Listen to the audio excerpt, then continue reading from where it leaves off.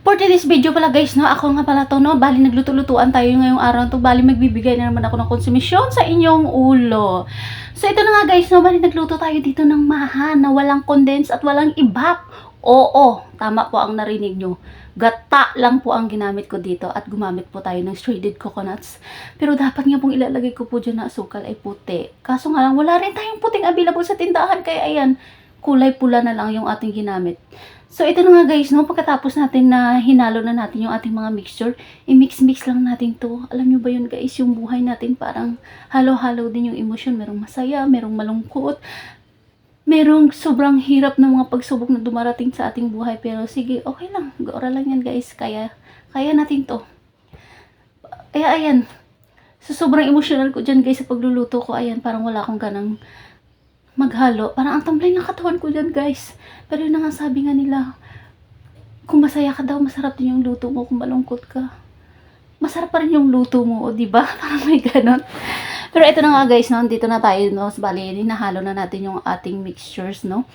Halo-haluin lang talaga natin dito. Kailangan talaga guys sa pagluluto nitong maha ay meron kang tibay at lakas ng loob at mahabang pasyensya sa paghahalo nitong ating maha. So ayun na nga guys, no, bali hinalo-halo lang natin. Bali gata lang talaga dyan guys ang ginamit ko talaga lahat, no, kasi guys parang yun po yung nakasanayan ko po na niluluto po lagi ng nanay ko sa probinsya, no. Nang gata lang po siya yung ginagamit niya, tapos ayun, asukal, shredded coconuts lang po, tapos wala po siyang condense at wala din po siyang iba, pero napakasarap po talaga nito guys. Recipe po to ng nanay ko, bali ginaya ko na lang nga po siya guys. So ito na nga siya guys, unti-unti na pong dumalapot yung ating mixture, no. Ayan na, hinahalo na natin. Alam nyo pa guys, no.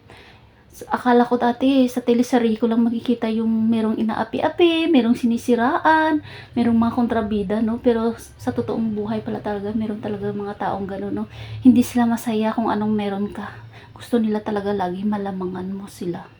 Lalamang sila sa'yo pala, I mean. Hindi sila masaya kung anong merong na-achieve ka sa buhay. Kaya ito, kailangan natin magsikap sa buhay. Kasi nga guys, no, kung may kasabihan nga, no, pag minamaliit ka ng tao, magsumikap ka, ipakita mo sa kanila. So ayan na nga guys, baliluto na yung ating maha, no. Bali pinagpag ko lang siya ng 3 beses, no, para magpantay yung ating maha, hindi siya magbukol-bukol. Pagkatapos ayan guys, bali sinimot ko lang na lang siya guys, no, kasi sayang talaga siya guys. At ayan na nga, hindi ko na nga napigilan talaga. Bali, tinikman ko na yung aking lutong maha. Dahil sobrang excited po talaga ako guys, no, matikman yan. Bali, pangmasang maha lang po yan guys, no. Kung wala kang budget, swak na swak po to sa iyo. So ayan na nga guys, no, bali, nagulat pa ako dyan sa may bintana, dumaan si kumpare. Sabi niya, ano yan Mars? Niluluto mo? Sabi ko, maha Pars. So ito na nga siya guys, so bali, nag-shredded na tayo ng konting mani. Konting mani lang talaga.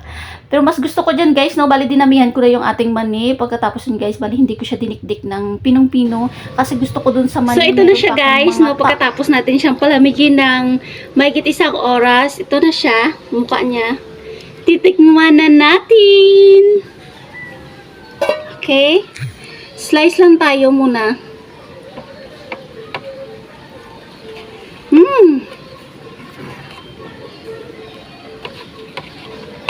Ayan. Sana ko manghiwa.